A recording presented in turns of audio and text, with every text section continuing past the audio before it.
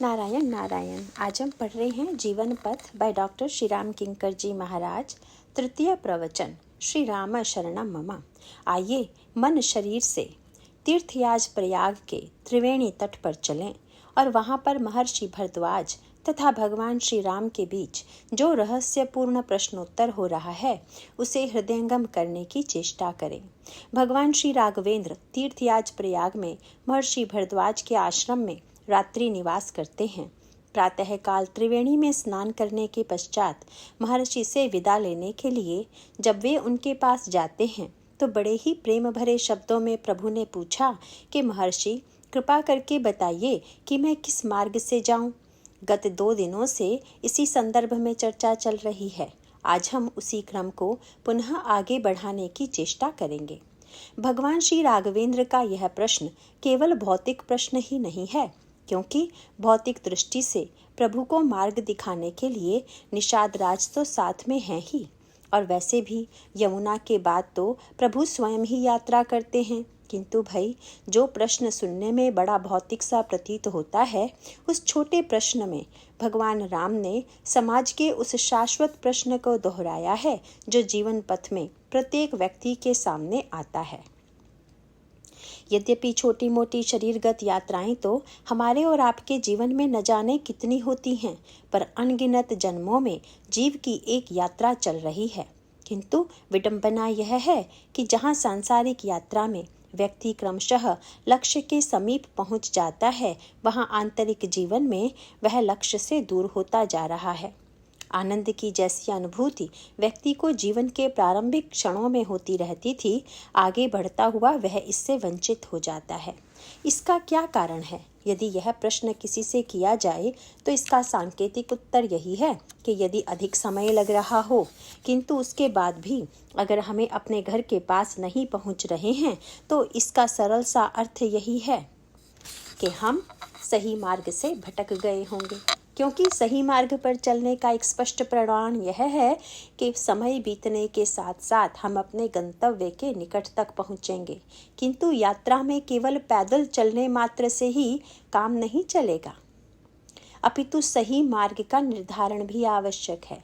क्योंकि सही मार्ग पर अगर न चला तो स्वाभाविक रूप से वह व्यक्ति भटककर अपने घर से दूर होता जाएगा। इस संदर्भ में देवर्षि नारद के प्रसंग में एक बड़ी व्यंग्यात्मक बात आती है, जहां मार्ग के प्रश्न को लेकर बड़ी सांकेतिक भाषा का प्रयोग किया गया है। देवर्षि नारद विश्व मोहिनी को पाने के लिए जब व्यग्र हो जाते हैं, तब उनमें कामना का उदय होता है। हम यूं कह सकते हैं कि उस प्रसंग का उद्देश्य श्रेष्ठ व्यक्ति के जीवन में भी भटकाव आने की संभावना की ओर संकेत करता है। विश्व मोहिनी का सौंदर्य देखकर नारद उसे पाने के लिए व्यग्र हो जाते हैं, पर जब वे उसे पाने की चेष्टा में सफल नहीं होते, तब उनके अंतःकरण में अत्यंत क्रोध का उत्पन्न होता है। यद्यपि देवर्षि नारद के जीवन की तो यह क्षणिक गाथा है, पर हमारे और आपके जीवन का यह निरंतर घटित होने वाला सत्य है। मानसिक मनोभाव एक के बाद दूसरे कैसे आते हैं, इसकी ओर संकेत करते हुए गीता में भगवान श्री कृष्ण ने कहा कि संग से जब कामना उत्पन्न होती है तो उसके 2 परिणाम होते हैं। यदि कामना की पूर्ति हो जाए तो व्यक्ति के जीवन में लोभ बढ़ेगा, और यदि कामना की पूर्ति में बाधा पड़े तो व्यक्ति को क्रोध आएगा। वैसे गीता में उसे लोभ का नाम नहीं दिया गया, केवल यही कहा गया, संगात संजायते कामः कामात् क्रोधो विजायते। संग से कामना उत्पन्न होती है और कामना से क्रोध उत्पन्न होता है। लोभ को छोड़ देने का महत्वपूर्ण तात्पर्य यह है कि कामना के बाद मनुष्य को क्रोध आए बिना रहेगा ही नहीं, क्योंकि कामना के बाद मनुष्य का लोभ बढ़ेगा, और कोई भी व्यक्ति ऐसा नहीं हो सकता जिसके जीवन में संपूर्ण लोभ की पूर्ति हो जाए। इसीलिए भगवान कृष्ण ने यह कहना ज्यादा उचित माना कि संग से कामना और कामना से क्रोध उत्पन्न होता है। देवर्षि नारद के जीवन में हमें इसी क्रम का परिचय मिलता है। शील निधि राजा ने जब अपनी कन्या विश्व मोहिनी का हाथ उन्हें देखने के लिए कहा और विश्व मोहिनी का हाथ उन्होंने देखा, तो उनके अंतःकरण में वासना तथा कामना का जन्म हो गया। बाद में एक बार देवर्षि नारद ने भगवान को मीठा उलाहना देते हुए कहा, प्रभु, तब विवाह मैं चाहूं कि ना, प्रभु के ही कारण करई न दीन्हा। महाराज, संसार में इतने व्यक्ति विवाह करते हैं, आप किसी के विवाह में बाधा नहीं देते हैं, परंतु मेरे ही विवाह में बाधा देना आपको आवश्यक क्यों लगा? प्रभु ने कहा, नारद, विवाह का अर्थ है पाणी ग्रहण संस्कार, जिसमें वर कन्या का हाथ पकड़ता है। भगवान ने व्यंग भरे स्वर में कहा कि जब तुमने हस्तरेखा देखने के लिए कुछ क्षणों के लिए ही पाणी ग्रहण किया, तब तो तुम्हारी ऐसी शोचनीय स्थिति हो गई, पर अगर तुम जीवन भर के लिए पाणी ग्रहण करते तो न जाने क्या होता। इसीलिए मुझे लगा कि तुम्हें इस संस्कार से बचाया जाए, किंतु इस प्रकार सबसे पहले संग से कामना उत्पन्न हुई, उसके पश्चात अत्यंत क्रोध आया और तब उन्होंने निर्णय किया कि मैं भगवान के पास चलूंगा। फरकत अधर कोप मन माही, सपदि चले कमलापति पाही। इतना सोचकर वे भगवान के पास बड़ी तीव्र गति से चले। गोस्वामी जी ने उस समय एक व्यंग्यात्मक वाक्य लिखा। वैसे पहली बार जब नारद गए थे तो वैकुंठ लोक में ही भगवान मिले थे, और अब भी भगवान उनको वैकुंठ लोक में ही मिल सकते थे, पर वहां पर सांकेतिक शब्द लिखा हुआ है कि बीच ही पंथ मिले दनुजारी। नारद जी को बीच मार्ग में ही भगवान खड़े हुए मिल गए। यहाँ बीच में मिलने की क्या आवश्यकता थी? नारद उतावले हो रहे थे, यह तो समझ में आता है, पर भगवान को ऐसी क्या शीघ्रता थी? और इतना ही नहीं, भगवान का प्रश्न तो और भी विचित्र था। भगवान ने नारद को प्रणाम करके जब उनसे प्रश्न किया तो नारद के क्रोध की सीमा नहीं रही। भगवान ने नारद जी से कहा कि मुनि कहाँ चले, महाराज कहाँ जा रहे हैं? और एक शब्द उसके साथ जुड़ा हुआ था कि आप जा तो रहे हैं, यह तो मैं देख रहा हूँ, पर लगता है आप स्वस्थ नहीं हैं। शब्द है भगवान का, मुनि कहाँ चले बिकल की नाई। आपको देखकर ऐसा लग रहा है कि आप कुछ अस्वस्थ हैं, व्याकुल हैं। अब तो नारद का क्रोध चौगुना बढ़ गया कि मुझे बंदर की आकृति इन्होंने दी, मेरा विवाह इन्होंने होने नहीं दिया, और यह भी जानते हैं कि मैं इन्हीं के पास से चलकर आ रहा हूँ, पर इतने भोले बनकर पूछ रहे हैं कहाँ जा रहे हैं, कि जैसे इन्हें कुछ पता ही ना हो। परंतु भगवान का बीच मार्ग में मिलकर प्रश्न करने का अभिप्राय यह था कि जैसे आपको पता हो कि आपका कोई प्रिय व्यक्ति मार्ग भूल गया हो और वह भटक कर गलत दिशा में जा रहा हो, तो आप उसे बीच मार्ग में ही मिलें, क्योंकि ऐसा न होने पर वह बड़ी लंबी यात्रा करके भटक कर न जाने कहाँ चला जाएगा। आपको यदि ज्ञात हो जाए कि अमुक व्यक्ति मेरे पास आ रहा है, परंतु भूल से वह सही मार्ग से भटक कर न जाने कहाँ चला जाएगा, तो उचित यही होगा कि आप ही उस तक पहुँच जाएं। इसीलिए भगवान स्वयं ही नारद के पास पहुँच गए, और उनके प्रश्न पूछने में व्यंग यह था कि नारद, तुम वैकुंठ लोक में जाना चाहते हो, मुझ तक पहुँचना चाहते हो, यह तो मैं जानता हूँ, पर जिस सड़क से तुम जा रहे हो, क्या सचमुच यह सड़क वैकुंठ लोक तक ले जाती है? इसीलिए रामायण में बताया गया है कि यद्यपि संसार में अनेक श्रेष्ठ मार्ग हैं, पर 4 प्रकार के मार्ग और भी हैं, और वे 4 मार्ग हैं काम, क्रोध, मद तथा लोभ के।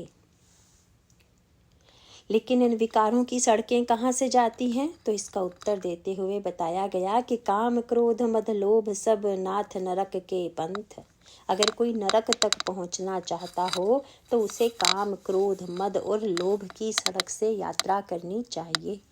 नारद जी इस समय क्रोध में भरे हुए हैं। इसका अर्थ हुआ कि वे क्रोध के मार्ग पर चल रहे हैं। भगवान ने व्यंग भरे स्वर में पूछा, महाराज आप इस नरक वाली सड़क पर कैसे चले जा रहे हैं? यह तो वैकुंठ वाली सड़क नहीं है। क्रोध लेकर कोई वैकुंठ में थोड़े ही जाता है। अंतःकरण के दोष जब मिट जाते हैं तब व्यक्ति वैकुंठ में प्रवेश पाता है। तो दोषों को छोड़कर जिस लोक में पहुंचा जाता है, वहां पर आप इन मार्गों से नहीं जा सकते। अभी आपने विश्व मोहिनी को पाने की चेष्टा की तो आप काम के मार्ग पर चल रहे थे। इस समय जब आप क्रोध से तमतमा रहे हैं, आपकी भौहें फटक रही हैं, तो आप क्रोध के मार्ग से चल रहे हैं। इसी से मैं समझ गया कि आप स्वस्थ नहीं हैं, क्योंकि अगर स्वस्थ होते तो आप कदापि इस मार्ग से वैकुंठ जाने का प्रयास नहीं करते। ठीक इसी से मिलती जुलती बात गीता में बताई गई है। गीता में भगवान कृष्ण ने इनमें से 3 का उल्लेख करते हुए उन्हें नरक का द्वार कहा। वैसे रामायण में इन्हें सड़क कहा गया है। यद्यपि सड़क भी आखिर द्वार पर ही जाकर समाप्त होती है। इस प्रकार दोनों ही बातें एक दूसरे की पूरक हैं। इसीलिए भगवान नारद को रोक देते हैं कि नारद, सही लक्ष्य तक पहुंचने की इच्छा ही यथेष्ट नहीं है, इसके साथ साथ व्यक्ति के जीवन में सही मार्ग की भी आवश्यकता है। मुझे ऐसा लगता है कि तुम्हारा लक्ष्य बुरा नहीं है, पर तुम मार्ग से भटक गए हो। इसके पश्चात भगवान देवर्षि नारद से वार्तालाप करके उनको वहीं से लौटा देते हैं। इसका अभिप्राय है कि जीवन में कभी भी व्यक्ति का लक्ष्य बुरा नहीं है, क्योंकि प्रत्येक व्यक्ति जीवन में सुख पाना चाहता है, शांति पाना चाहता है, परम आनंद पाना चाहता है। इसमें तो कोई भेद नहीं है, पर उन्हें प्राप्त करने के लिए जिन साधनों का हम प्रयोग करते हैं, उनसे अगर हमें सुख के स्थान पर दुख का अनुभव हो रहा है, तो इसका अर्थ हमें यही लेना चाहिए कि शायद हम सही मार्ग पर नहीं हैं। और इस बात का हमें अवश्य ध्यान रखना चाहिए कि इतना विलंब लगने पर भी अगर हम लक्ष्य तक नहीं पहुंच पा रहे हैं, तो हमारा कर्तव्य है कि किसी मार्ग के विशेषज्ञ के चरणों का आश्रय लेकर हम उनसे पूछें कि मेरे लिए उपयुक्त मार्ग कौन सा है, यह कृपा करके बताइए। यद्यपि यह जो प्रसंग आपके सामने चल रहा है, यह भगवान श्री राम की यात्रा का है, परंतु रामचरितमानस में एक यात्रा और आती है जिसका वर्णन बालकांड में किया गया है। रावण की कथा जब हम पढ़ते हैं तो उसके पाप का, अत्याचार का, राक्षसत्व का वर्णन पढ़ने को मिलता है, तो विचित्र सा लगता है। क्योंकि आपने उसके मूल चरित्र पर अगर ध्यान दिया होगा तो आप यह देखेंगे कि रावण प्रताप भानु के रूप में मूलतः मनुष्य था, और यही मनुष्य राक्षस हो गया। मनुष्य का राक्षस हो जाना केवल त्रेता युग का ही सत्य नहीं है, बल्कि आज भी इस संसार में जो राक्षस आते हैं, वे मनुष्य से ही राक्षस बनकर आते हैं। और मनुष्य राक्षस तब बन जाता है जब वह अपने पथ से भटक जाता है। अभी आपको बताया गया था कि रामचरितमानस में ये 2 यात्राएं हैं। एक यात्रा में आप भगवान राम से मिलकर उनसे एकाकार होकर रामत्व को प्राप्त कर लीजिएगा। गोस्वामी जी ने कहा कि भगवान राम की यह जो चित्रकूट यात्रा है, उसमें जिस क्रम से भगवान श्री राम जिज्ञासा प्रकट करते हैं तथा उसके बाद जिस क्रम से यात्रा करते हैं, हम और आप भी अगर उसी क्रम से जिज्ञासा करते हुए उस पथ पर चलें जिस पर वे तीनों यात्री चले थे, तो गोस्वामी जी विश्वास दिलाते हैं कि आप भगवान श्री राम के धाम का मार्ग अवश्य प्राप्त कर लेंगे। राम धाम पथ पाहै सोई, जो पथ पाव कबहु मुनि कोई। श्री राम कौन है? वशिष्ठ जी उनके नाम का अर्थ बताते हुए कहते हैं, जो आनंद सिंधु सुख राशि, सीकर ते त्रैलोक सुपासी। सो सुख धाम राम अस नामा, अखिल लोकदायक विश्रामा। जो आनंद का समुद्र है, जो सुख की मूर्तिमान निधि है, जो समस्त प्राणियों को विश्राम देने वाला है, वही राम है। इसका अभिप्राय है कि एक यात्रा पथ वह है जिसे चलकर व्यक्ति श्री राम से मिलकर रामत्व को पा लेता है। राम धाम का अर्थ राम से एकत्व पा लेना है। और दूसरी ओर एक यात्रा वह भी है जिस यात्रा में प्रारंभ में यात्री मनुष्य रूप में होते हुए भी उस पथ पर चलते हुए राक्षस बन जाएगा, रावण बन जाएगा। इसमें कोई संदेह नहीं है। इन दोनों मार्गों की तुलना करके गोस्वामी जी मानो संकेत देना चाहते हैं कि हम चाहें तो या तो प्रथम मार्ग को स्वीकार करके रामत्व की दिशा में बढ़ें, या मनुष्य से रावणत्व की दिशा में बढ़ें, राक्षसत्व की दिशा में बढ़ें। अब यह तो हमें और आपको निर्णय करना है कि हम कौन सा मार्ग अपने लिए चुनते हैं। जो व्यक्ति रावण बन गया वह कौन था? इस पर यदि आप विचार करें तो आपको लगेगा जो व्यक्ति जीवन पथ से भटक गया वही रावण बन गया। और वह कोई साधारण व्यक्ति नहीं था, क्योंकि प्रताप भानु अपने सद्गुणों की दृष्टि से, अपने चरित्र की दृष्टि से महान था। वह भी चला, पर चलने के बाद भटक गया। कैसे भटक गया? इसका वर्णन करते हुए गोस्वामी जी कहते हैं, विश्व विदित इक कैकय देसु सत्यकेतु तह बसई नरेसु। कैकय देश में सत्यकेतु नाम के एक राजा थे। उन सत्यकेतु राजा के 2 पुत्र हुए, प्रताप भानु और अरिमर्दन। सत्यकेतु ने वृद्धावस्था में राज्य का परित्याग कर दिया और ज्येष्ठ पुत्र प्रताप भानु को गद्दी पर बैठा दिया। प्रताप भानु सिंहासन पर बैठा और धर्मपूर्वक राज्य का संचालन करने लगा। जब प्रताप रवि भयउ नृप, फिरी दोहाई देश, प्रजापाल अतिवेद विधि, कतहु नहीं अखिलेश। उसके राज्य से ऐसा लगने लगा कि जैसे धर्मराज्य की स्थापना हो गई हो। प्रताप भानु इतना धार्मिक राजा, इतना महान चरित्र वाला व्यक्ति था, परंतु जब यह कहा जाता है कि आगे चलकर वही रावण हो गया तो बड़ी निराशा होती है। किंतु उस प्रसंग को अगर ध्यान से पढ़ें तो एक बड़ा अनोखा संकेत सूत्र यह दिया गया है कि संसार में आज जो पक्षी दिखाई देते हैं उसमें कौवे और हंस अलग अलग दिखाई देते हैं। उनमें परिवर्तन करने का कोई उपाय नहीं है। कौवा कौवा ही रहेगा और हंस हंस ही। लेकिन मनुष्य के जीवन की यह विलक्षणता है कि उसमें परिवर्तन होता है। प्रताप भानु के जीवन में जब परिवर्तन हुआ तो उसे देखकर सब लोगों ने ब्रह्मा को दोष देते हुए यही कहा कि ब्रह्मा ने हंस का निर्माण करते करते अचानक कौवे का निर्माण कर दिया है। बिरचत हंस काग किए जेहि। परंतु ऐसा क्यों हो गया? तो उसका जो चित्र गोस्वामी जी ने प्रस्तुत किया है उसका भी सूत्र यही है कि प्रताप भानु मार्ग से भटक गया था। भगवान श्री राघवेंद्र ने मार्ग के संबंध में जिज्ञासा कहाँ और किससे की, यह बड़े महत्व की बात है। भगवान श्री राम के समक्ष चित्रकूट यात्रा का प्रश्न है और चित्रकूट जो है वह विंध्याचल का एक अंग है और प्रताप भानु के जीवन की जो यात्रा थी वह भी विंध्याचल की ही यात्रा थी। इस प्रकार दोनों की यात्राएं विंध्याचल की हैं। रामायण में वर्णन आता है कि सारे संसार पर अधिकार कर लेने के पश्चात प्रताप भानु के मन में एक दिन विंध्याचल की यात्रा का संकल्प जागृत हुआ। विंध्याचल पर्वत में तथा उसके आसपास सघन वन है। गोस्वामी जी कहते हैं, विंध्याचल गंभीर वन गयु। प्रताप भानु जो था वह विंध्याचल के गंभीर वन में गया और यहाँ पर भगवान श्री राम की यात्रा भी विंध्याचल की ओर ही है तथा चित्रकूट भी वन ही है। पर इसके सांकेतिक अर्थ पर जरा आप विचार कीजिए। इतिहास और भूगोल की एक दृष्टि यह है कि इतिहास में काल को बड़ा महत्व दिया जाता है और भूगोल में स्थान को बड़ा महत्व प्राप्त है। पर हमारे आध्यात्मिक जगत में इतिहास और भूगोल का उपयोग मानव जीवन के जो तात्विक अर्थ हैं उनको ग्रहण करने के लिए किया गया। वैसे हिमालय तथा विंध्याचल की भौतिक अवस्थिति से तो आप परिचित ही हैं, पर हिमालय और विंध्याचल का आध्यात्मिक अर्थ जो रामायण में किया गया है वह बड़ा सांकेतिक है और पुराणों से जुड़ा हुआ है। विंध्याचल की कथा जो पुराणों में आती है वह बड़े महत्व की है। विंध्याचल को जब यह पता चला कि सूर्य पृथ्वी की परिक्रमा करता है तो उसके मन में भी महत्वाकांक्षा जागी। व्यक्ति के अंतःकरण की जो महत्वाकांक्षा है वही वस्तुतः विंध्याचल का रूप है और यह महत्वाकांक्षा 2 रूपों में रामायण में वर्णित है।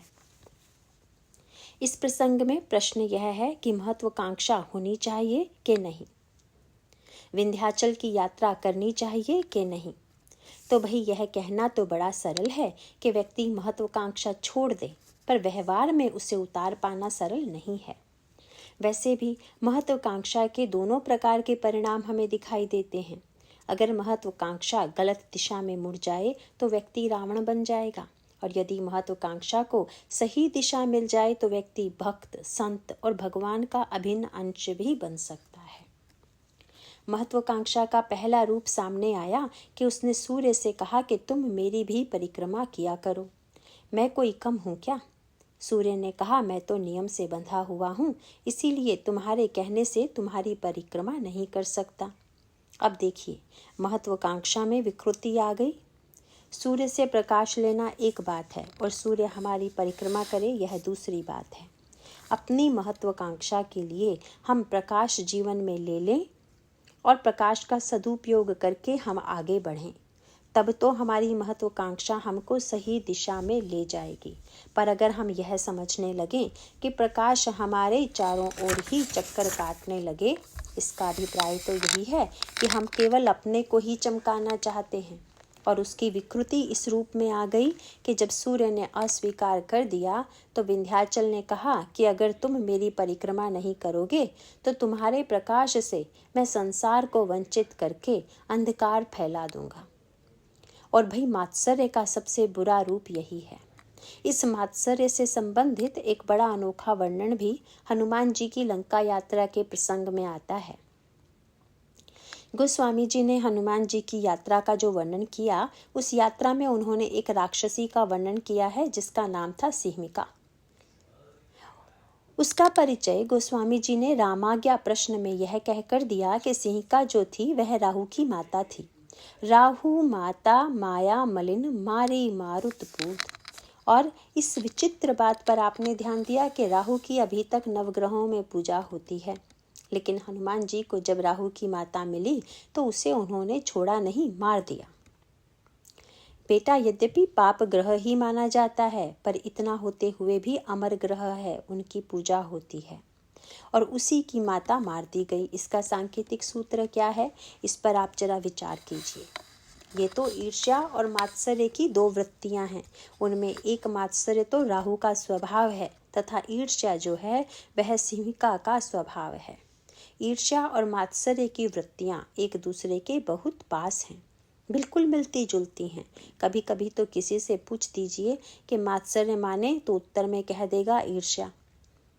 पर ईर्ष्या और मात्सर्य में थोड़ा अंतर है। मात्सर्य शब्द का अर्थ है कि जैसे दो व्यक्ति चल रहे हैं तो स्वाभाविक कि एक व्यक्ति की गति तेज हो सकती है और दूसरे की धीमी। इस प्रकार एक व्यक्ति तो तेज चलता हुआ आगे है और दूसरा जो पिछड़ गया है उसे बुरा लग रहा है। उस समय उसके मन में जो क्षोभ उत्पन्न होता है उसी का नाम मात्सर्य है। संस्कृत के इस शब्द का अर्थ होता है मत्तः सरति। अरे यह आदमी मुझसे आगे बढ़ा जा रहा है। अब इसकी दो प्रतिक्रियाएं होंगी, एक ईर्ष्या की तथा दूसरी मात्सर्य की। ईर्ष्या वाली प्रतिक्रिया में मात्सर्य वाली प्रतिक्रिया भिन्न होगी। एक प्रतिक्रिया तो यह होगी कि पिछड़ने वाला व्यक्ति यह सोचे कि अगर यह तेज दौड़ रहा है तो हम इससे भी तेज दौड़कर आगे निकल जाएं। तो स्वाभाविक रूप से वह व्यक्ति ज़्यादा तेज दौड़कर आगे वाले व्यक्ति से भी आगे बढ़ जाएगा। यह वृत्ति बहुत अच्छी तो नहीं कही जाएगी, पर यही राहु का स्वभाव है। देवता अगर अमृत पान करते हैं तो हम भी अमृत पान करेंगे, इस निश्चय के साथ वह अमृत पान में सफल भी होता है। तो अगर मात्सर्य के द्वारा दूसरे से होड़ लगाकर आगे बढ़ने की प्रेरणा उत्पन्न हो तो समाज में बहुत ऊंची स्थिति नहीं होने पर भी वह चलेगी। विद्यार्थी पढ़ते हैं तो आपस में होड़ करते हैं, व्यक्ति व्यवहार करता है तो आपस में आगे बढ़ने की होड़ रहती है और इसी प्रतिस्पर्धा में बहुतों की उन्नति भी हो जाया करती है। लेकिन इसका दूसरा पक्ष थोड़ा सा भिन्न है। अगर हमने दौड़ करके दूसरे को हरा दिया तब तो यह मात्सर्य की वृत्ति है, पर कुछ व्यक्ति ऐसे स्वभाव के भी होते हैं कि जब उन्हें लगता है कि दौड़ में तो हम इसकी बराबरी नहीं कर सकते तो क्यों ना इसकी टांग पकड़कर खींच लें कि अगर हम न दौड़ें तो यह भी न दौड़ने पाए। बस यही ईर्ष्या है। तो दोनों दृष्टियों में से एक को बचाइए और एक को मारिए। राहु को रहने दीजिए, अगर उससे ऊपर उठ गए तो सूर्य चंद्रमा होंगे, पर राहु की स्थिति में भी हों तो कोई बात नहीं, आप होड़ में दौड़िए। पर ईर्ष्या के रूप में सिंहिका मिली हनुमान जी को तो उन्होंने क्यों मार डाला? हनुमान जी आकाश मार्ग से जा रहे हैं, ऊपर उठ रहे हैं, तो इसमें सिंहिका की कोई हानि नहीं है। लेकिन सिंहिका ने हनुमान जी को ज्यों ही ऊपर आते हुए देखा त्यों ही उसने अपने स्वभाव के अनुसार हनुमान जी को ऊपर से नीचे गिराने का निर्णय लिया। गोस्वामी जी उसका वर्णन करते हुए कहते हैं कि निशिचरी एक सिंधु महु रहहि, करी माया नभुके खग गहहि, जीव जंतु जे गगन उड़ाहि, जल बिलो की तिनकै पर छाहि, गहई छासक सोन उड़ाई, एहि विधि सदा गगन चर खाई। सोई छल अनुमान कह कीना, तासु कपट कपि तुरत ही चीन्हा। ताहि मारी मारुत सुत बीरा, बारिधि पार गयौ मति धीरा। तो दूसरे के पतन से जो प्रसन्न हो तथा दूसरे को खाकर जिसके महत्वाकांक्षा की पूर्ति हो, ऐसी जो ईर्ष्या है वह समाज का कल्याण नहीं करती, क्योंकि वह व्यक्ति को आगे बढ़ने की प्रेरणा नहीं देती, वरन बढ़ते हुए व्यक्ति को गिराने की प्रेरणा देती है। तो विंध्याचल के संदर्भ में भी व्यक्ति की प्रकाश पाने की जो इच्छा है वह ऊंची न होते हुए भी क्षम्य है। लेकिन प्रकाश न मिलने पर हम तुम्हारा प्रकाश दूसरे को मिलने से रोक देंगे, तुम अगर मेरी परिक्रमा नहीं करोगे तो हम तुम्हारा प्रकाश इस संसार में आने नहीं देंगे। यह महत्वाकांक्षा का विकृत रूप है। गोस्वामी जी मानो यह संकेत करना चाहते हैं कि प्रताप भानु महत्वाकांक्षी था, और इतना अधिक महत्वाकांक्षी था कि सारे संसार को जीत लेने के बाद भी उसकी तृप्ति नहीं हुई, संतोष नहीं हुआ, और अंत में वह विंध्याचल के गंभीर वन में गया। गंभीर वन को गोस्वामी जी रामायण के 2 रूपों में प्रस्तुत करते हैं। विनय पत्रिका का वह पद आपने पढ़ा होगा जिसमें गोस्वामी जी कहते हैं कि संसार कांतार अति घोर, गंभीर घन गहन, तरु कर्म संकुल मुरारी। संसार एक सघन वन है। संसार की तुलना वन से क्यों की गई, यह बड़ी विचित्र सी बात लगती है, क्योंकि संसार में तो बड़े सुंदर सुंदर नगर हैं, किंतु बड़े बड़े नगरों से बने इस संसार की तुलना जो वन से की गई है, इसको यदि आध्यात्मिक दृष्टि से देखने की चेष्टा करें तो आपको लगेगा कि सचमुच हमारे आंतरिक जीवन का सत्य भी यही है। यद्यपि नगर में मार्ग का निश्चय करना सरल है, क्योंकि सड़कों पर मार्ग के नाम पट्ट लिखे रहते हैं जिससे आप ठीक ठीक मार्ग पर चल सकते हैं, पर जंगल की समस्या यह है कि न तो वहाँ पर सड़कें बनी हुई हैं और न मार्ग निर्देशक पट्टिकाएं ही हैं। इसीलिए वहाँ पर व्यक्ति के भटकने की बहुत अधिक संभावना है। तो संसार को कांतार कहने का अभिप्राय यही है कि जहाँ जीवन का सही मार्ग न खोजा जा सके, जहाँ भटकने की संभावना बनी हुई हो, उसे हम नगर कैसे कहें, उसे तो जंगल ही कहेंगे। प्रताप भानु के जीवन में महत्वाकांक्षा और संसार कांतार दोनों मिल गए। आगे चलकर वर्णन आता है कि उसने मृगों पर अपने बाण का प्रहार करते हुए लक्ष्य पर सफलता प्राप्त की। सफलता प्राप्ति के पश्चात सायंकाल को जब वह लौट रहा था तो अचानक उसके सामने एक शूकर आ गया, और वह शूकर बड़ा विशाल था, उसके दांत बड़े चमकीले थे। गोस्वामी जी ने वहाँ पर भी बड़े ही दार्शनिक तथा साहित्यिक पद्धति से अपनी बात रख दी। वे कहते हैं कि उसके दांत थे सफ़ेद और उसका रंग था काला, तथा उस दृश्य को देखकर ऐसा लगता था कि जैसे राहु चंद्रमा को ग्रसने की चेष्टा कर रहा है। जनुबन दुरऊ ससिहि ग्रसी राहु, सफेद दांत चंद्रमा की तरह हैं तथा उस शूकर का काले रंग का शरीर राहु की तरह है। गोस्वामी जी आगे कथा का संकेत करते हुए मानो यह कहना चाहते हैं कि भाई संघर्ष का प्रारंभ हो गया, क्योंकि चंद्रमा और राहु में भी परस्पर द्वेष भावना ही विद्यमान है।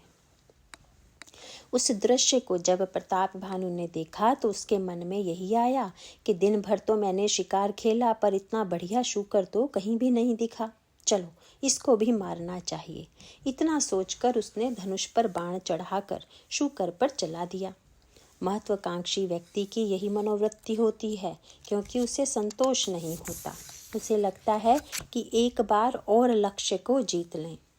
किंतु प्रताप भानु के जीवन में आज पहली बार एक नया अनुभव हुआ, और भाई प्रताप भानु के जीवन में जो अनुभव हुआ वह हमारे आपके सबके जीवन का अनुभव है। कई व्यक्ति ऐसे होते हैं जिनके लिए कहा जाता है कि वे बड़े सफल हैं, पर क्या कोई बड़े से बड़ा सफल व्यक्ति यह दावा कर सकता है कि जीवन में हमें कभी भी विफलता का सामना नहीं करना पड़ेगा? ऐसा दावा तो कोई व्यक्ति नहीं कर सकता। हाँ, अगर कोई व्यक्ति यह समझने की भूल करे कि हमें केवल सफलता ही मिलेगी, विफलता नहीं मिलेगी, तो यह उसकी मिथ्या धारणा ही होगी। गीता में भगवान कृष्ण कहते हैं कि लाभा लाभौ जया जयौ, व्यक्ति को लाभ हानि तथा जय पराजय में सम रहना चाहिए। पढ़कर आश्चर्य होता है कि भगवान को यह शब्द कहने की क्या आवश्यकता थी। परंतु भगवान का अभिप्राय है कि लाभ के साथ हानि तथा जय के साथ पराजय भी जुड़ी हुई है, किंतु ऐसी परिस्थिति में व्यक्ति का कर्तव्य यह है कि उसे जय और पराजय दोनों में सावधान रहने की आवश्यकता है। जब जय हो तो उसका स्वागत तो करें, पर अभिमानी बनने से बचें। जय का सदुपयोग तो यह है कि व्यक्ति उसे भगवान के चरणों में अर्पित कर दे और कहे कि प्रभु, यह मेरी जय नहीं है, यह तो आपकी कृपा से मिली है। जीव जो सफलता प्राप्त करता है वह आपकी कृपा से ही पाता है। इस प्रकार व्यक्ति यदि सफलता को ईश्वर से प्राप्त मान लेगा तो वह अभिमान से बच जाएगा, और अगर पराजय या दुख मिले तो मनुष्य के मन में यह बात आनी चाहिए कि जिसने इतने दिनों तक जय प्रदान की, अगर आज एक पराजय भी उसने दे दी तो उसकी अनुकंपा ही मानकर हमें स्वीकार करना चाहिए। एक किसी ने भगवान से पूछ दिया, महाराज, आपने नारद के चरित्र में कलंक क्यों लगवा दिया? क्योंकि नारद जैसे महान धर्मात्मा जिन्होंने काम, क्रोध तथा लोभ तीनों को जीत लिया, पर बीच में आपने यह किस चक्कर में उन्हें डाल दिया? भगवान बोले, बात यह है कि अगर बच्चा बहुत सुंदर हो तो माँ को बड़ी चिंता होती है कि इसको कहीं नजर ना लग जाए, और नजर से बचाने के लिए माँ एक काला टीका तो अवश्य ही लगा देती है। इसी प्रकार मैंने भी देखा कि नारद ने तो काम, क्रोध, लोभ को जीत लिया है, अब बस इसको नजर लगने ही वाली है। नजर लगने का भी रामचरितमानस में भगवान राम के संदर्भ में बड़ा सांकेतिक अर्थ दिया गया है। रामायण में वर्णन आता है कि नजर 3 तरह से लगती है। बालकांड में लिखा है कि कौशल्या जी, सुमित्रा जी और कैकई जी श्री राम को देखने के पूर्व हाथ में एक तिनका ले लेती हैं और उस तिनके को तोड़कर फिर श्री राम को देखती हैं। सीधे श्री राम को नहीं देखती। निरकहीं छवि जननी तृण तोरी। किंतु तिनकों को पहले तोड़कर फिर श्री राम को देखने का सीधा सा तात्पर्य है कि माताएं सोचती हैं कि कहीं हमारी नज़र श्री राम को न लग जाए, इसीलिए तिनके पर ही सारी नज़र का प्रभाव डालकर इसे ही कष्ट में डाल दो और श्री राम की सुंदरता को बचाओ। पर गीतावली रामायण में गोस्वामी जी कहते हैं कि जब श्री राम रोने लगे तो माताओं को लगा कि अवश्य किसी की नज़र हमारे बालक को लग गई है, परंतु किसकी लगी है?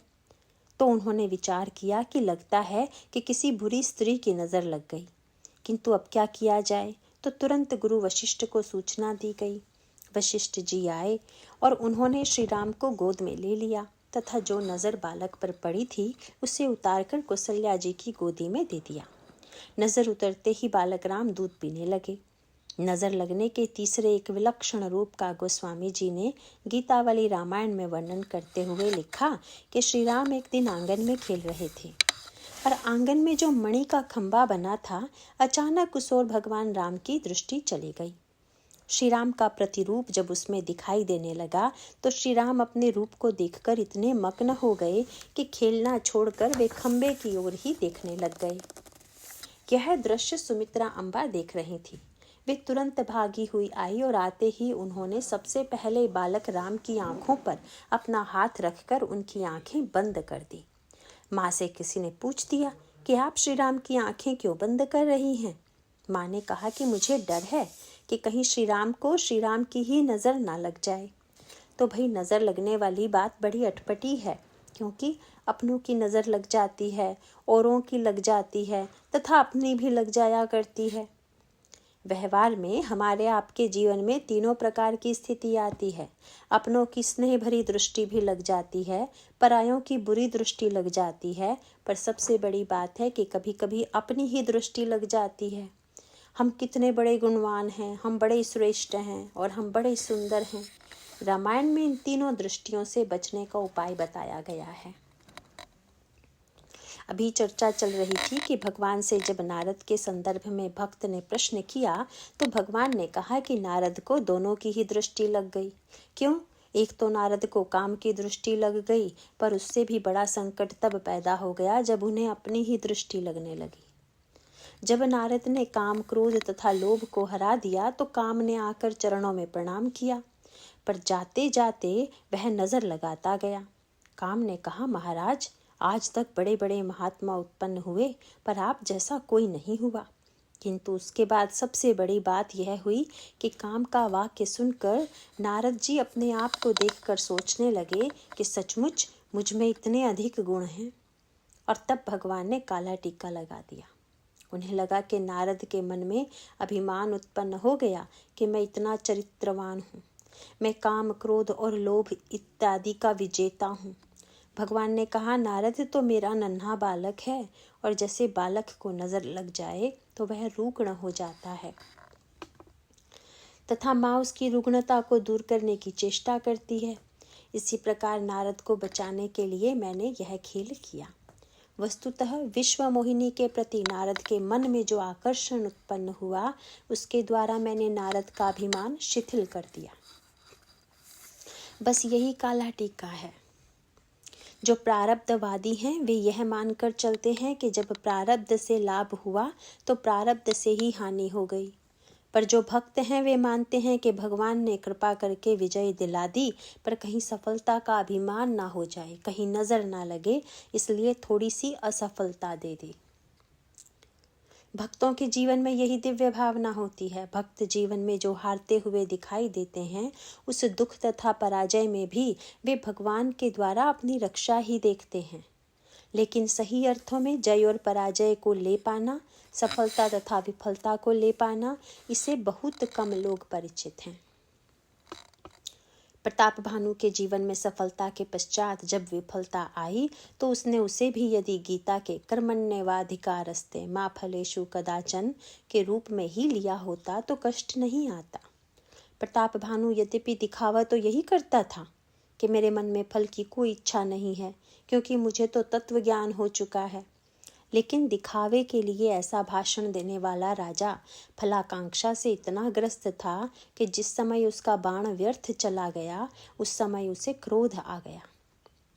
असफलता में शांति तथा ईश्वर की स्मृति नहीं आई, अपितु क्रोध आ गया। और तब महत्वाकांक्षा के वन में क्रोध से भरा हुआ प्रताप भानु लोभ के शूकर का पीछा करने लगा। रामायण में कहा गया है कि काम, क्रोध, मद, लोभ सब नाथ नरक के पंथ। और क्रोध में भरकर लोभ के शूकर का पीछा करता हुआ प्रताप भानु अंत में जंगल में मार्ग भूल जाता है। इसका अभिप्राय है कि जब कोई जीवन में इस तरह चलेगा तो संसार में उसका मार्ग भूलना अवश्यंभावी है। गोस्वामी जी कहते हैं कि जब शूकर का पीछा करते हुए मंत्री एवं सेनापति राजा से पीछे छूटकर अलग हो गए, तब अति अकेल राजा अत्यंत अकेला हो गया।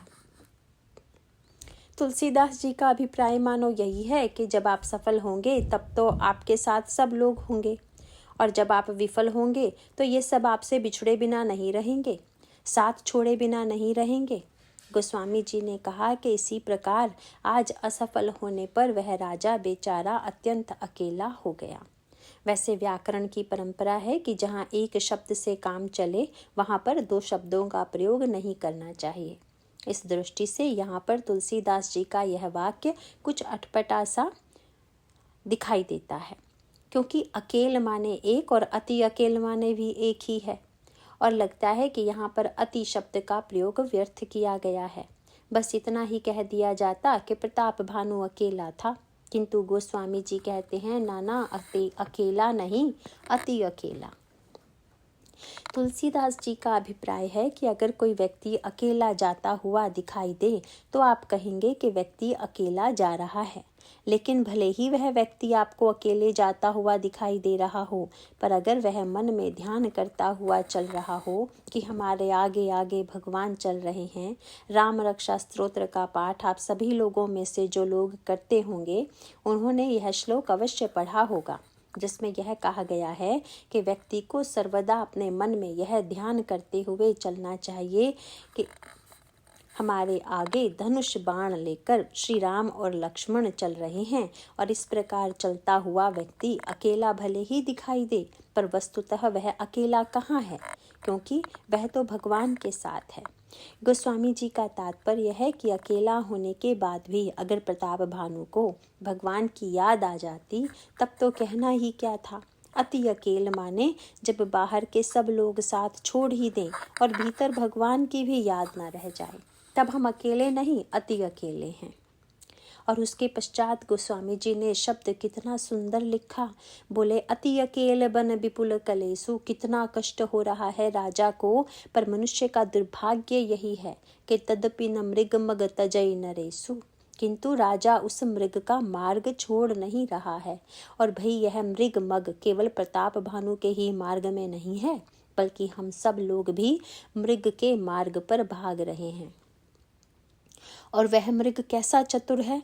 बोले, प्रगटत दुरत जाई मृग भागा। बार बार कहीं प्रकट होता है, कहीं छिप जाता है और फिर भागने लगता है, और अंत में तो बिल्कुल ही गायब हो गया। उसके पश्चात राजा वन में मार्ग भूल गया। लेकिन मार्ग भूलने के बाद भी यदि महर्षि भरद्वाज मिल गए होते तब तो काम बन जाता। परंतु प्रताप भानु को मार्गदर्शक कौन मिला? गोस्वामी जी ने संकेत किया कि राजा को जो महापुरुष मिला वह एक ऐसा व्यक्ति था जिसका राज्य प्रताप भानु ने छीन लिया था। लेकिन उसने निर्णय कर लिया था कि वह प्रताप भानु से बदला अवश्य लेगा। ऐसा सोचकर उसने तुरंत साधु का वेश बनाया तथा जंगल में कुटिया बनाकर रहने लगा। और यह शूकर जो था जिसके पीछे राजा भागा था, वह वस्तुतः असली शूकर नहीं था। ऊपर से दिखाई दे रहा था आकर्षक शूकर, पर भीतर से राक्षस था। और यह प्रताप भानु को भटका कर ले गया उसी कपट मुनि के आश्रम में। कपट मुनि के आश्रम में जाकर उसने देखा कि आश्रम सुंदर है, मुनि ने सुंदर वस्त्र पहन रखा है। उसे लगा कि आज तो बहुत बड़े महात्मा का दर्शन मुझे हो गया। उसने महानता का लक्षण भी क्या मान लिया। इस संदर्भ में गोस्वामी जी ने शब्द बड़े चुने हुए लिखे हैं। तुलसीदास जी ने कहा कि देखी सुबेश महामुनि जाना। सुंदर वेश देखकर राजा ने निर्णय किया कि ये तो बहुत बड़े महात्मा हैं। अगर महात्मा का लक्षण यही माना जाए कि जो बढ़िया बात बनाने तथा वेश बनाने में जितना अधिक निपुण है वह उतना ही ऊंचा महात्मा है, तो वही स्थिति होगी जो प्रताप भानु की हुई। इसीलिए संत के लक्षणों में यह कहीं नहीं कहा गया है कि जो इस प्रकार के वेश में हो वह संत है, अपितु बनावटी वेश की तो निंदा करते हुए गोस्वामी जी ने कहा, भाई वेश चाहे व्यक्ति जैसा भी क्यों न बना ले, परंतु अंत में उघरहि अंत न होई निबाहु। काल नेमि जिमि रावण राहु। कियु कुवेशु साधु सन्मान। जिमि जग जामवंत हनुमानु। किंतु प्रताप भानु से भूल यह हो गई कि वह वेश को ही महात्मा मान रहा था। कपट मुनि ने राजा से पूछ दिया, तुम्हारा नाम? बोला, महाराज मैं प्रताप भानु का मंत्री हूँ। फिर प्रताप भानु ने पूछ दिया, महाराज आपका परिचय? तो उसने कहा, मेरा नाम तो एक तनु है। राजा ने आश्चर्य भरे स्वर से पूछा, महाराज यह नाम तो संसार में कभी सुनने को नहीं मिला। इस नाम का अर्थ क्या है, जरा यह भी बताने का कष्ट करें। उसने तुरंत कहा कि आदि सृष्टि उपजी जब ही, तब उत्पत्ति भय मोरी।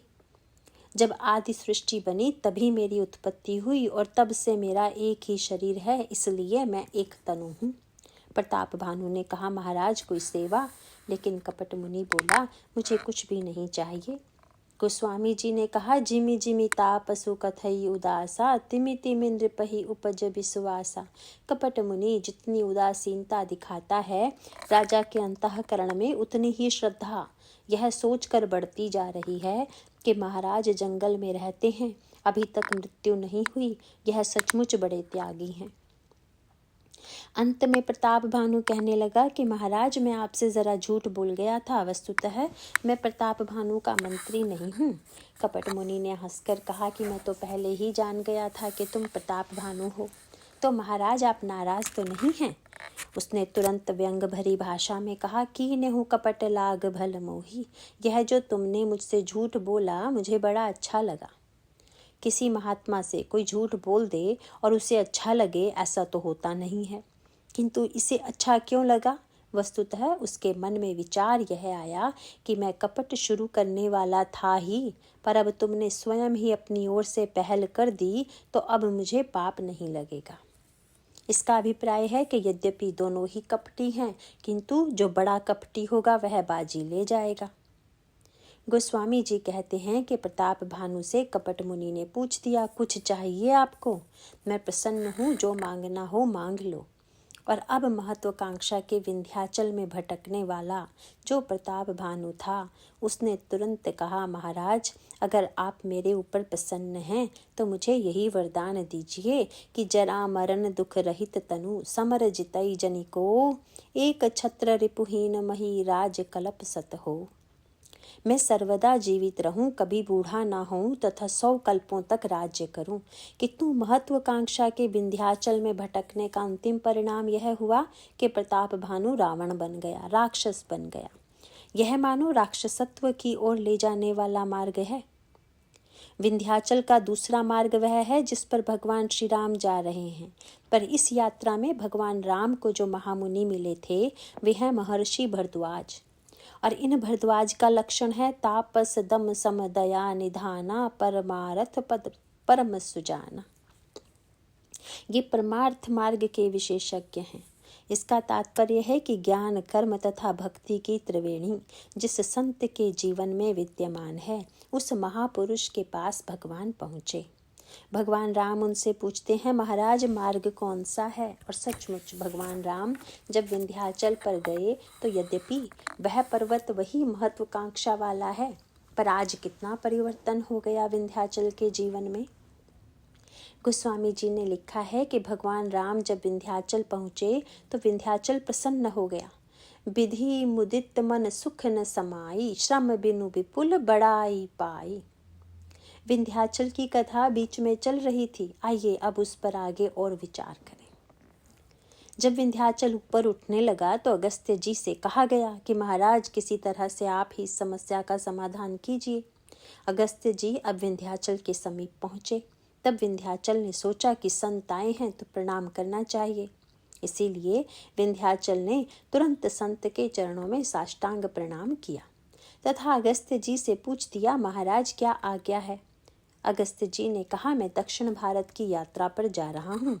जब तक लौट कर नहीं आता तब तक इसी तरह पड़े रहो।